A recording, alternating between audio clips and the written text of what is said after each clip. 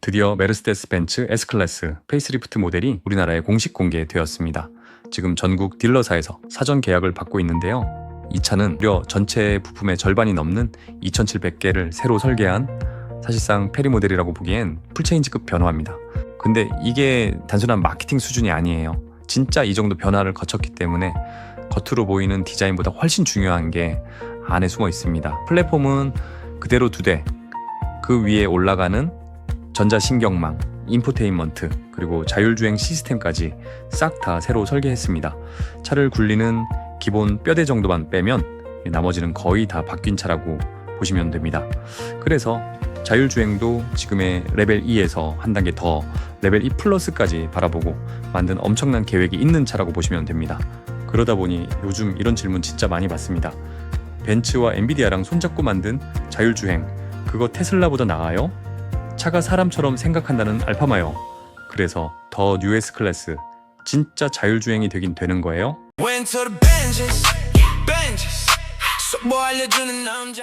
안녕하세요. 벤츠 속보 알려주는 남자 김대진입니다. 오늘은 이 질문들 하나도 안 숨기고 솔직하게 다 풀어드리겠습니다. 외관부터 실내, 운영체제, MBOS, 그리고 다들 제일 궁금해하시는 자율주행이랑 알파마요까지 끝까지 보시면 진짜 궁금했던 게 싹 정리되실 거예요. 자, 바로 갑니다. 이번 S클래스 한마디로 모든 게 다 진화했다고 보시면 됩니다. 과거에 보시면 외관만 살짝 바꾸잖아요. 그런 흔한 앞뒤, 램프만 변경하고 페리라고 내놓는 경우가 많은데 디자인을 넘어서 모든 디테일을 정말 꼼꼼하게 다듬었습니다. 리파인드인 에브리 디테일, 그러니까 모든 디테일을 정교하게 다듬는다는 벤츠의 경영 진철학이 반영되었습니다. 규모도 진짜 역대급입니다. 단일 모델 변경으로는 메르세데스 벤츠 역사상 최대 규모인데요. 전체 부품의 절반이 넘는 2700개 이상이 바뀌었어요. 숫자만 봐도 회사가 작정하고 만들었구나 이렇게 보시면 됩니다. 자, 먼저 외관부터 같이 보겠습니다. 디자인 철학은 메르세데스의 감각적 순수미, 센슈얼 퓨리티를 그대로 가져갑니다. 여기에 비율을 다시 한번 신경 썼어요. 대형 세단은요, 앞은 짧고 뒤는 길고 휠 베이스가 긴 게 정석입니다. 휠 베이스가 길어야 특히 뒷좌석 승차감이 확 살아나니까요. S클래스답게 측면에서 보이는 이 균형 잡힌 비율을 한층 더 다듬었다고 보시면 됩니다. 전면은 존재감이 확 강해졌어요. 더 웅장하고 각도 더 살리고 훨씬 볼드하게 돌아왔습니다. 후면도 보시면 한눈에 신형인 걸 아실 수 있어요. 리어램프 안에 삼각별 닮은 스타 로고를 3개씩 넣었는데요. S클래스라는 의미를 담아서 좌우 램프에 일체감 있게 표현했다고 보시면 됩니다. 자, 이제 그럼 전면을 좀 더 가까이 보겠습니다. 먼저 라디에이터 그릴이랑 헤드램프가 검정 유광 패널로 쭉 이어진 듯한 블랙 패널 디자인이 들어갔어요. 현행 이 클래스나 이 Q 모델에서 보셨던 그 느낌인데요. 전통적인 그릴이랑 전동화 시대의 블랙 패널을 이어주는 디자인이라고 생각하시면 됩니다. 특히 외장 컬러가 밝을수록 이 검정 패널이 더 도드라져 보여요. 그리고 이번 전면의 진짜 주인공 일루미네이티드 라디에이터 그릴입니다. 그동안 흔히 발광 그릴이라고들 불렀는데 정식 이름은 일루미네이티드 라디에이터 그릴이에요. 그릴 가장자리, 그러니까 엣지를 따라서 LED 스트립이 통째로 내장되어 있어서 존재감을 확 끌어올렸다고 보시면 됩니다. 그리고 그릴 자체가 커졌어요. 사실 현행 S클래스는 그릴이 상대적으로 작은 편이었습니다. 그릴 아랫선이 딱 번호판 위쪽에서 끝났습니다.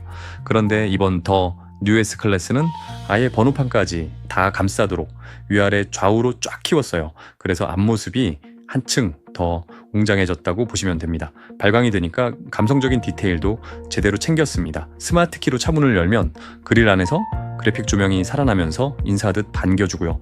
다시 문을 잠그면 또 다른 연출을 한 번 더 보여줍니다. 차에 다가가고 떠날 때마다 작은 조명 쇼를 보는 느낌이라고 보시면 됩니다. 야간 가시성이 좋아졌다고 말하는데 이게 운전자가 앞을 더 잘 본다는 뜻은 아닙니다. 밖에서 보행자나 다른 차 운전자가 봤을 때 저 차가 더 뉴 S클래스구나 하고 한눈에 알아본다는 뜻이에요. S클래스 하면 전 세계적으로 검정 출고가 워낙 많은데 검은 차는 밤에 잘 안 보입니다. 그런데 이렇게 전면이 빛나니까 어두운 밤에도 훨씬 빨리 이 차를 알아볼 수 있게 된 거예요. 멋이랑 안전을 동시에 챙긴 거라고 보시면 됩니다. 마지막으로 눈에 잘 안 띄지만 정교하게 다듬은 디테일도 있어요. 가로로 흐르는 크롬 라인 사이사이를 삼각별 스타 패턴으로 촘촘하게 채워 넣었고 카메라까지도 거의 안 보이게 숨겨놨습니다. 가까이서 들여다볼수록 공들인 차라는 게 느껴지실 거예요. 그런데요, 자, 이번 전면에서 진짜 핵심은 신형 디지털 라이트입니다. 겉으로는 별 모양 디자인만 보이는데 속은 완전히 달라졌어요. 부품 자체가 통째로 바뀌었습니다. 마이크로 LED 기술이 들어가면서 기존 LED보다 절반 가까이 작아진 LED가 빔 하나에 25,000개씩 박혀 더 촘촘해진 만큼 비출 때는 더 정밀하게 비추고 눈부심 막을 때는 더 세밀하게 가려준다고 보시면 됩니다. 효율도 좋아졌는데요. 전력은 더 적게 쓰는데 빛은 오히려 더 밝아졌습니다. 고해상도로 비추는 영역은 이전보다 40%나 넓어졌고요. 도심에서 양옆을 넓게 비추는 시티 라이트, 방향 틀 때 그쪽을 밝혀주는 코너링 라이트, 그 각도까지 다 넓어졌어요. 여기에 있다 설명드릴 차량의 두뇌 MBOS가 이 마이크로 LED를 똑똑하게 제어해줍니다. 그리고 울트라 레인지 하이빔 어시스트는 최대 600m까지 더 멀리 더 집중적으로 비춥니다. 이번에도 이 정도면 정말 벤츠는 라이트 가장 잘 만든 거 아닌가요? 자, 이제 뒤로 가보겠습니다. 리어램프 형상이 새로 바뀌었고요. 도장 색상이 밝을수록 양쪽 리어램프를 이어주는 트렁크 리드의 트림이 더 잘 보여요. 램프가 사실상 하나로 쭉 이어진 느낌이라 뒤에서 보면 차가 더 넓고 웅장해 보입니다. 범퍼는 디자인 라인별로 다른데요. 스탠다드는 실버 크롬이 가로로 머플러를 감싸고 AMG 라인은 좀 더 스포티한 형상, AMG 라인 플러스는 다크 크롬으로 처리된다고 보시면 됩니다. 외관을 한마디로 정리하면 훨씬 더 각지고 웅장하게 존재감을 끌어올렸고 라이트는 마이크로 LED로 또 한 세대 앞서갔다, 이렇게 보시면 됩니다. 그럼 이제 안으로 들어가 보겠습니다. 실내는 정말 새로워진 게 많아요. 첫 번째는 MBUX 슈퍼스크린입니다. S클래스에는 이번에 처음 들어갔고요. 무엇보다 제일 기본인 스탠다드 휠베이스부터 롱 휠베이스까지 전 모델의 기본으로 들어간다고 보시면 됩니다. 계기판과 조수석 디스플레이 12.3인치, 중앙 디스플레이가 14.4인치인데요. 양쪽에서도 뒷좌석에서도 큼직하고 선명하게 디자인적 요소도 무시 못합니다. 이 부분은 제가 가장 좋아했던 내용입니다. 스티어링, 휠도 새로워졌습니다. 이건 기존 터치식 스위치가 불편했는데 물리 버튼이 추가됐어요.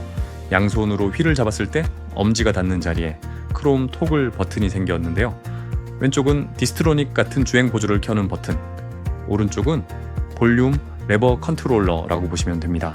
그 아래 미디어 조작하는 터치 컨트롤 영역도 이전보다 훨씬 넓어져서 조작이 한결 편해졌어요. 이 밖에도 무선 충전 패드가 1개에서 2개로 늘어서 두 분이 동시에 충전할 수 있고요. 센터 콘솔도 마감 상태를 보시면 깔끔하게 처리되어 있어 느낌이 다릅니다.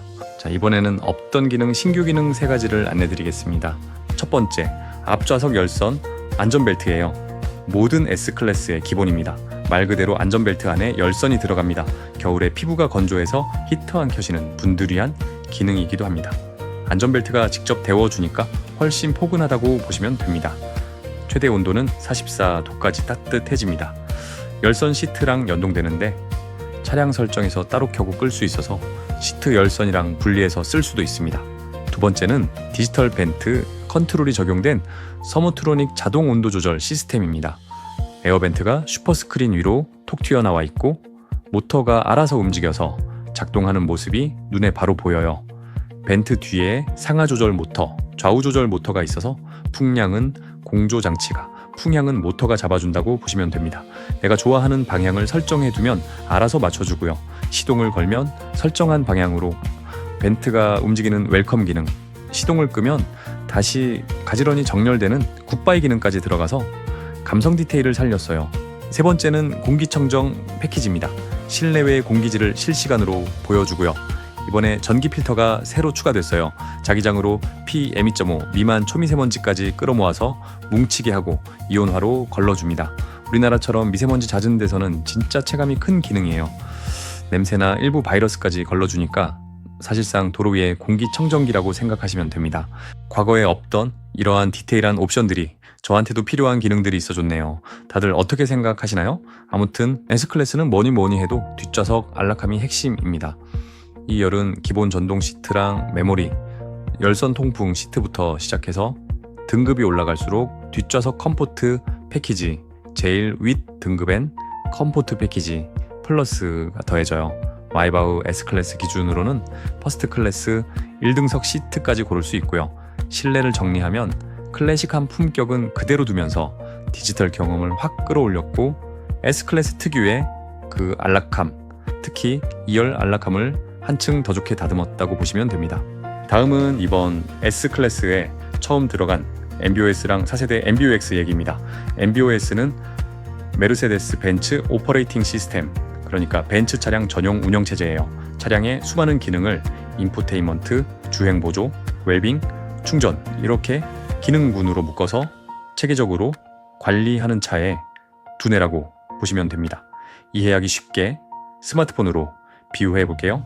갤럭시는 안드로이드, 아이폰은 iOS라는 운영체제를 씁니다. 휴대폰 쓰시다 보면 운영체제가 최신 버전으로 자동 업데이트 되죠. 차도 똑같습니다. 출고하고 한참 뒤에도 운영체제를 통해서 최신 기능을 계속 업데이트할 수 있게 해주는 것, 그게 바로 MB.OS라고 생각하시면 됩니다. 그리고 이건 벤츠가 직접 자체 개발한 운영체제예요. 엔진이랑 변속기를 직접 만들어 온 회사답게 소프트웨어 또한 시대에 맞는 자기 운영체제를 직접 만듭니다. 휴대폰이 피처폰에서 스마트폰으로 넘어간 것처럼 이제 자동차도 이 운영체제가 핵심 스펙인 시대로 넘어왔습니다. 자, 이제 다들 제일 궁금해 하시는 주행 보조랑 자율주행 이야기로 넘어가 볼게요. MB.OS가 차 전체의 두뇌라면 그 두뇌가 다루는 기능 중에 제일 관심 많은 게 바로 이 주행 보조입니다. 일단 이름부터 바뀌었어요. 예전엔 P20, P79 같은 옵션 코드로만 부르던 걸 이번부터는 MB 드라이브라는 하나의 이름으로 정리했습니다. 주행 보조랑 주차 보조를 다 아우르는 메르세데스의 대표 기능 브랜드인데 이름만 바뀐 게 아니라 그 안의 세부 기능들도 이전보다 훨씬 좋아졌어요. 그리고 이건 결국 반자율, 더 나아가 자율주행 시대로 가기 위한 초석을 다지는 작업이라고 보시면 됩니다. 다만 한 가지는 미리 참고해 주세요. 우리나라는 도로교통법이나 인증 같은 제한이 많다 보니까 실제로 적용되는 기능이 본사 속도와는 조금 다를 수 있습니다. 메르세데스가 워낙 안전을 최우선으로 보는 회사라 그래서 일부 기능은 해외보다 조금 늦게 들어올 수도 있어요. 하지만 기술력은 이미 다 확보해서 계속 테스트하고 있고 앞으로 업데이트로 하나씩 채워질 예정이라고 보시면 됩니다. 정말 기다려지는 내용입니다. MB 드라이브는 메르세데스가 혼자 만든 게 아니라 엔비디아랑 같이 만들었습니다.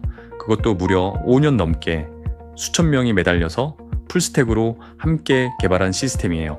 이번 더 뉴 S 클래스는 메르세데스의 운영체제 MB.OS 위에 엔비디아의 자율주행 하드웨어인 드라이브 하이페리온이랑 자율주행 소프트웨어 드라이브 AV를 얹은 구조라고 보시면 됩니다.